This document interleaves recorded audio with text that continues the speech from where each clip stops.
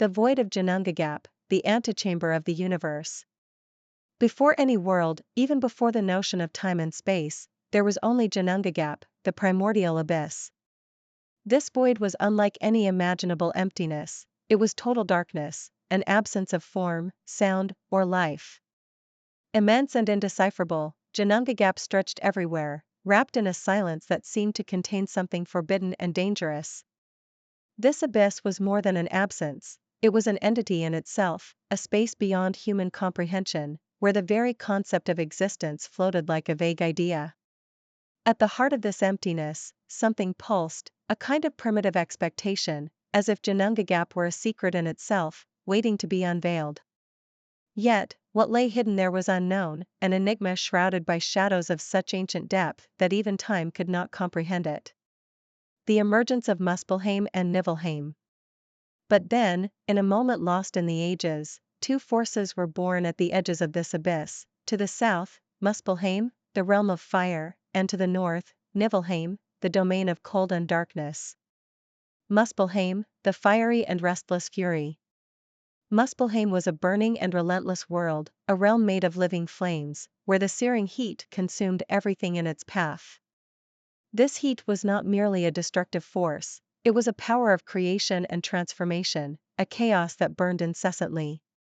Flames rose to the skies like serpents of fire, and the glowing ground shone with a menacing red. Here, at the heart of this fiery realm, lived Surtur, the fire giant, guardian of the realm and the flaming sword, a weapon that would one day bring total destruction. Surtur was not an ordinary being.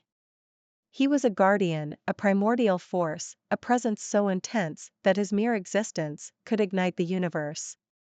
He did not seek destruction for its own sake. Surtur represented fate in its purest form, a power that would only manifest at the right moment. He was a silent and watchful figure, whose Muspelheim, the fiery and restless fury. Muspelheim was a burning and relentless world, a realm made of living flames, where the searing heat consumed everything in its path. This heat was not merely a destructive force, it was a power of creation and transformation, a chaos that burned incessantly. Flames rose to the skies like serpents of fire, and the glowing ground shone with a menacing red. Here, at the heart of this fiery realm, lived Surtur, the fire giant, guardian of the realm and the flaming sword, a weapon that would one day bring total destruction. Surtur was not an ordinary being. He was a guardian, a primordial force, a presence so intense that his mere existence could ignite the universe. He did not seek destruction for its own sake. Surtur represented fate in its purest form, a power that would only manifest at the right moment. He was a silent and watchful figure, whose flames burned with the patience of millennia, waiting for the right time to unleash his power. Niflheim, the realm of frost and shadows. At the opposite end of the cosmos, at the fringes of the void, Niflheim emerged, a realm so frigid that even time seemed to freeze in its presence. Niflheim was a world of darkness and absolute silence, where thick fog enveloped everything, hiding shapes and secrets. In this icy realm lay the primary source of all waters, Hvergelmir, the bubbling cauldron. From it flowed the Alivagar, frozen rivers that wound through Niflheim, carrying an invisible poison that froze everything it touched, creating blocks of black and impenetrable ice. The mist of Niflheim was not merely a natural phenomenon, it was a living presence, almost conscious, as if the realm itself were watching, waiting, and planning. The cold of Niflheim not only froze matter, it froze the very concept of life, draining energy from everything around it. It was the home of shadows, the domain of forces that preceded creation, a source of power that was both beautiful and deadly. The encounter of fire and ice. For countless ages, the fire of Muspelheim and the ice of Niflheim remained distant, each in its domain, like two warriors observing each other from afar. But then, something extraordinary happened. The borders of these two realms began to shift, slowly drawing closer until the ice of Niflheim met the incandescent heat of Muspelheim in the void of Ginnungagap. This encounter was a collision of opposites, a fusion of primordial forces.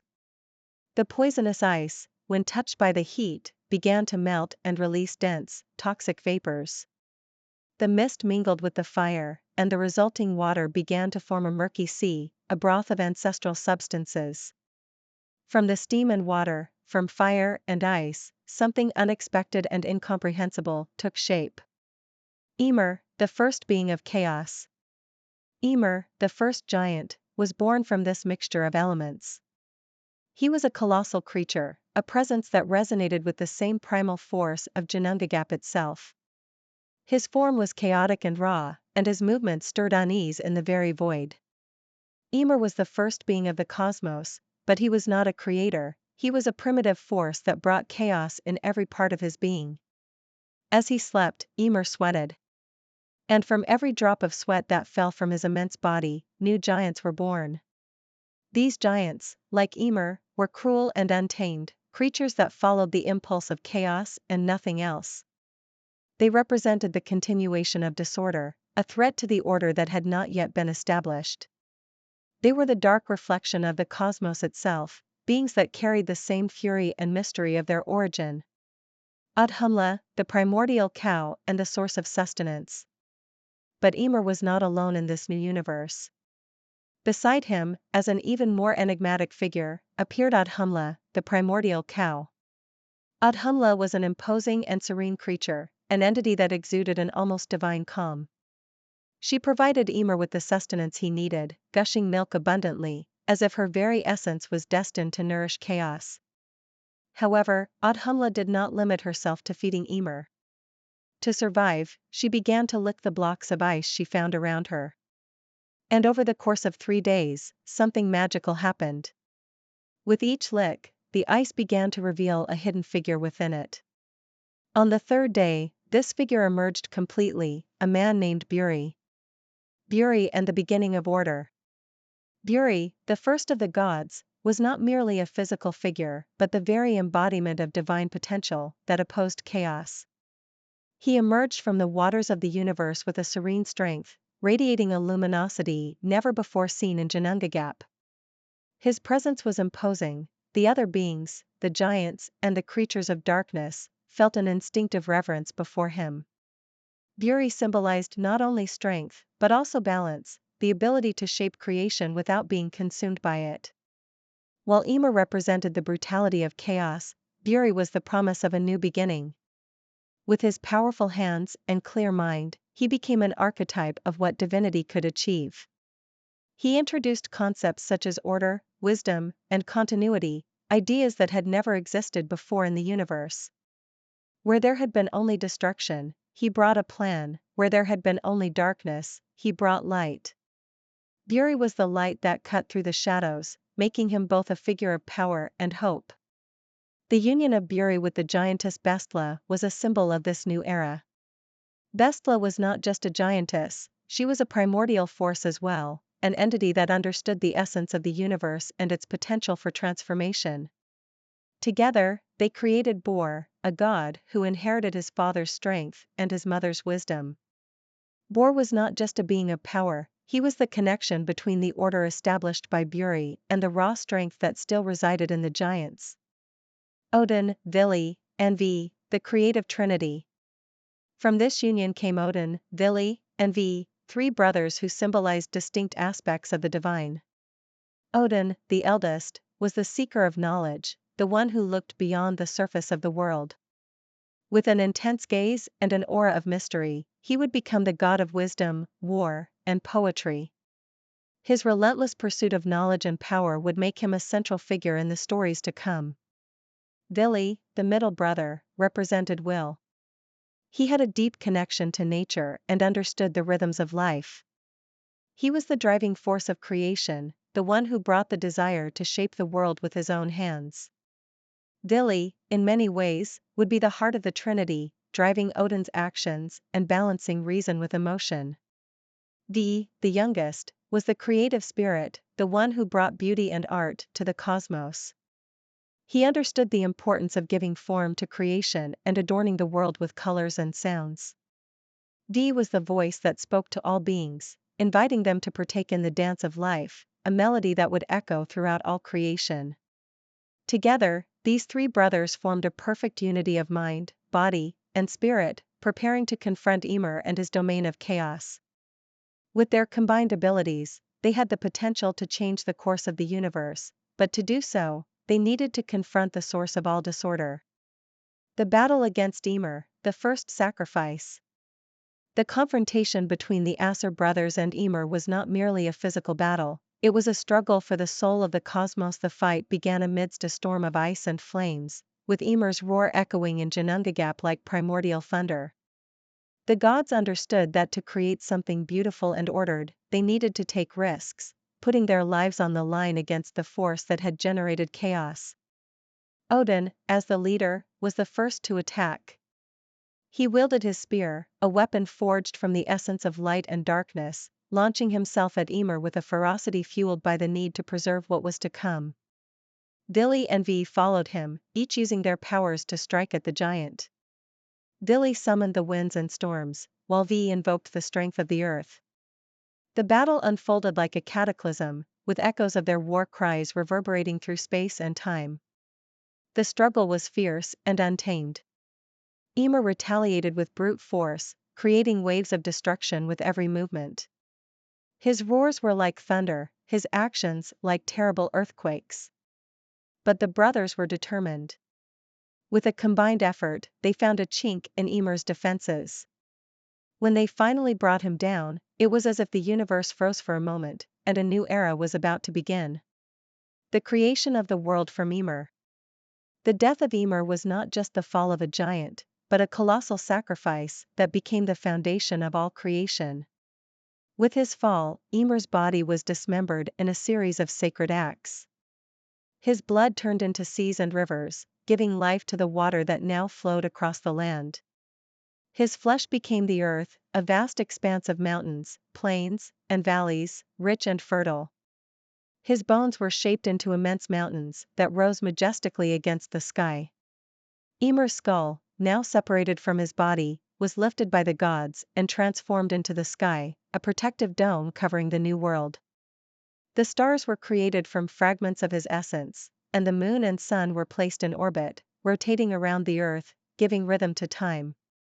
From their sovereignty, the gods shaped every aspect of the cosmos, creating the order that would oppose the original chaos.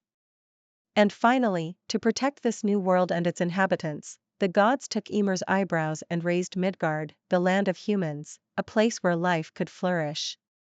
It was a sacred space, surrounded by oceans and protected by mountains, a refuge where humans could grow and prosper, away from the threats of chaos. Yggdrasil, the tree of the world. At the heart of this new cosmos, the gods planted Yggdrasil, the tree of the world. This tree was not a mere plant, it was a living entity, pulsating with the energy of creation. Its deep roots extended into Niflheim, touching the icy waters of origin, while its branches reached into Muspelheim, intertwining with the flames that warmed the universe. Yggdrasil connected the 9 realms, serving as a bridge between the worlds, allowing beings to wander among the domains in harmonious ways. Each realm had its role in the complex web that formed reality. The tree was a symbol of life and death, growth and decay, an endless cycle that the gods and all creatures respected. But Yggdrasil was not just a symbol, it held deep secrets. Within its roots dwelled creatures that watched over the universe, such as Nidhogg, the serpent that gnawed at the roots of the tree, trying to bring chaos back to the world. The presence of Yggdrasil ensured that the cycle of life continued and that the order, once established, would not be easily forgotten. Thank you for watching our video about the creation of the world in Norse mythology. Now, enjoy the music coming up next, inspired by this incredible tale. Let the melody take you to another dimension. If you liked the video, don't forget to give it a thumbs up and subscribe to the channel so you don't miss anything. We really want to hear your thoughts, so leave a comment telling us what you think and, of course, suggestions for topics for future videos. Oh, and don't forget to follow the band Veil of Nyx on music platforms. Your support means a lot to us.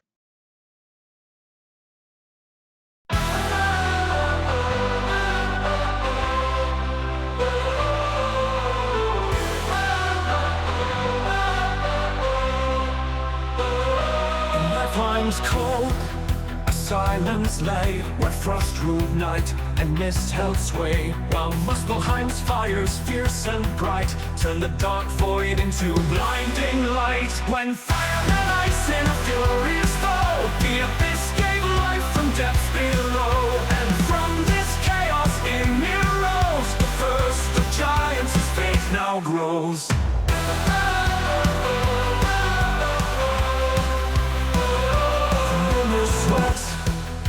Giants came, cold-born in shadows, with hearts untamed. But gods arose with a different sight, to forge Midgard from endless night. Buri, the ancient, unearthed from frost, bore his son, who bore the cost. 3 sons were born, with strength to wield, Odin, Fili, Ve, to shape and shield.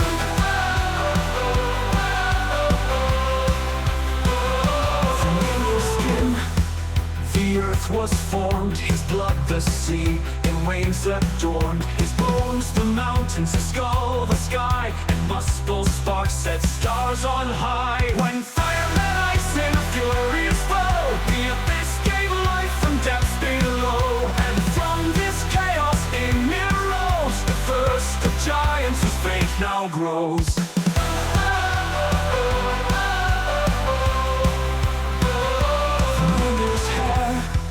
Green forests grew, fields and winds in cycles flew.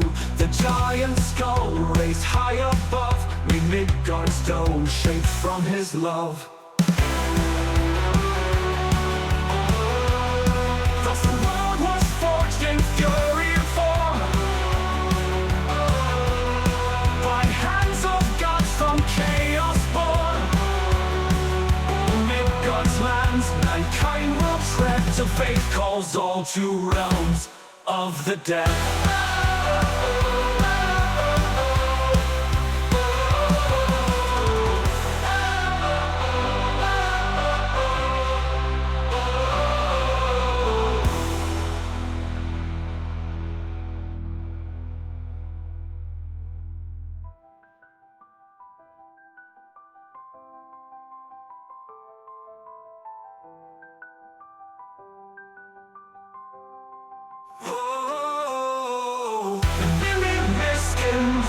From frost, bore a son who bore the cost. 3 sons who bore the cost. Through wield, the nearest skin, the earth was formed. His blood the sea in waves adorned. His bones the mountains, his skull the sky, and Muspel's sparks set stars on high.